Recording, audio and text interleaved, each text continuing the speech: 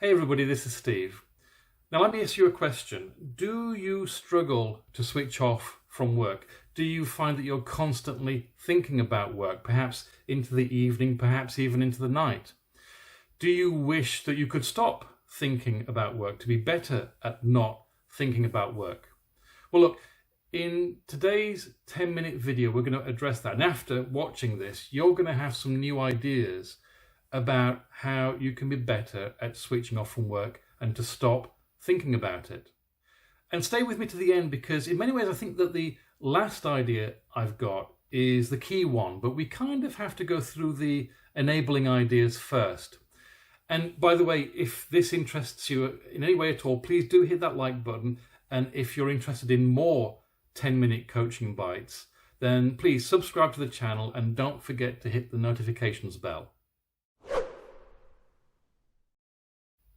Now, as with many of the subjects that I talk about on this channel, I have done thinking about work like a champion. I've done not being able to switch off from work like a champion.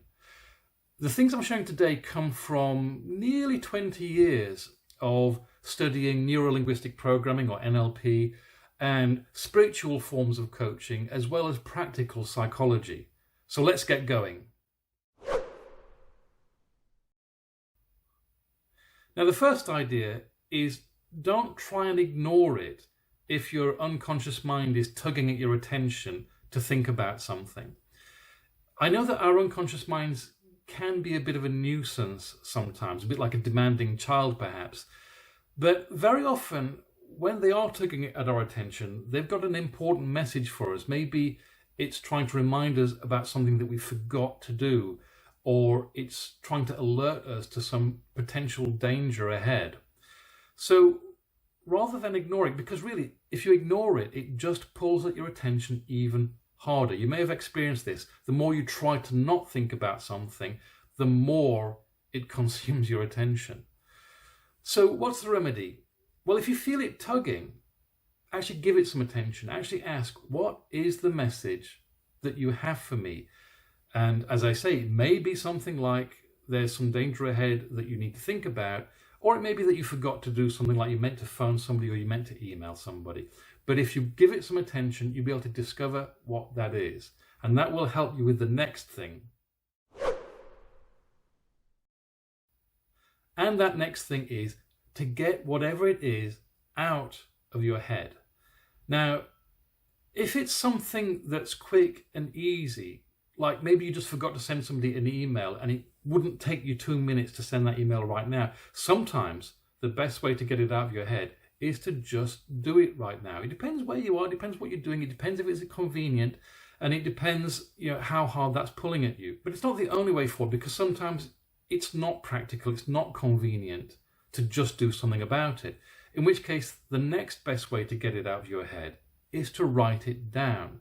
Now, I always carry, forgive the colours, it's a very colourful notebook, but I always have a pocket notebook with me, so that if I encounter something that I need to write down to get it out of my head, I can write it down. Now, you might ask, why a notebook and not something like your phone and your tablet? Well, you can use your phone or your tablet, but I find two things. One is that sometimes these things come up when you don't want to be switching on an electronic device. Sometimes they come up when your battery's dead.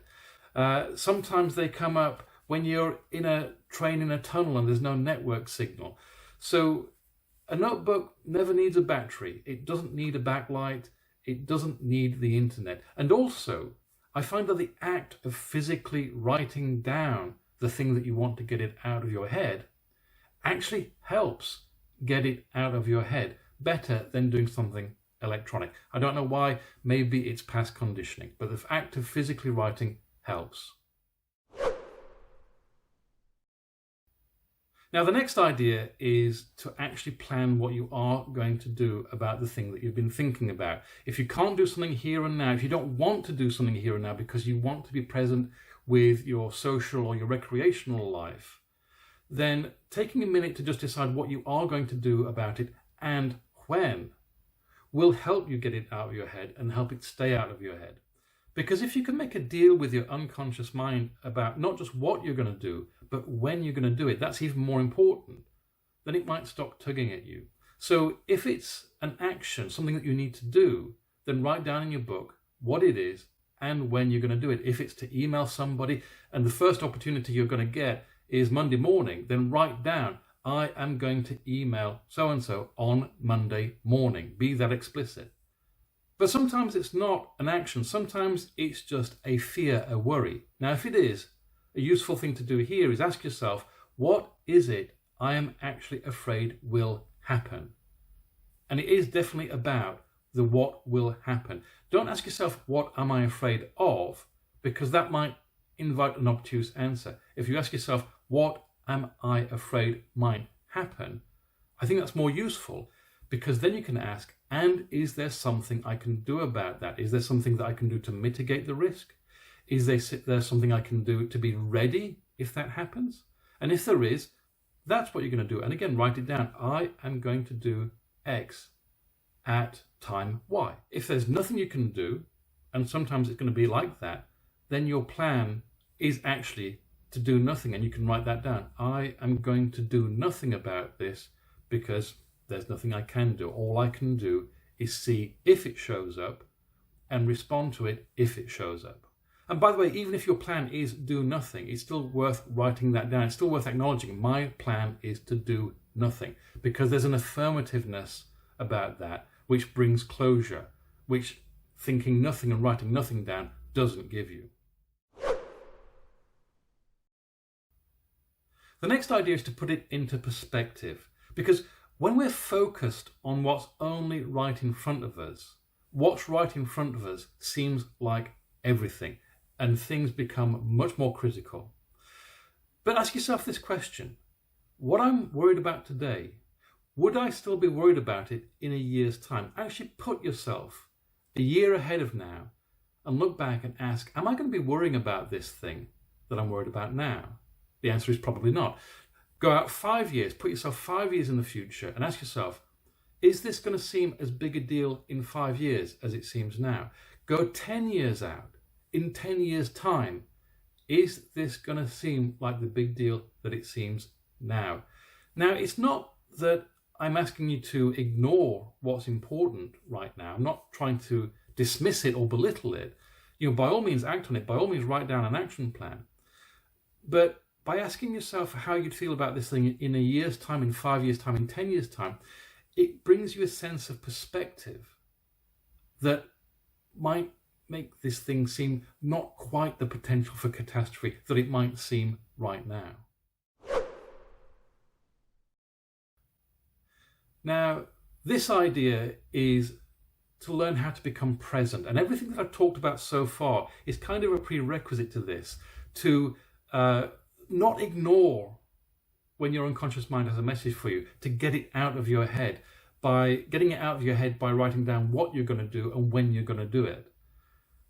Now that you've done those things, and also put it into perspective, of course, you can become present. Now, the art of becoming present, well, look, we spend a lot of time with our bodies and our heads in two separate places. My body might be here, but my head is someplace else. My head maybe is in next Monday. My head is in a future presentation. Now, the art of being present is to come back to where you are, to actually be in your own body right now. I know it sounds daft potentially, but to put yourself back in your own body, feel being in your own body and become aware and conscious of what's happening now.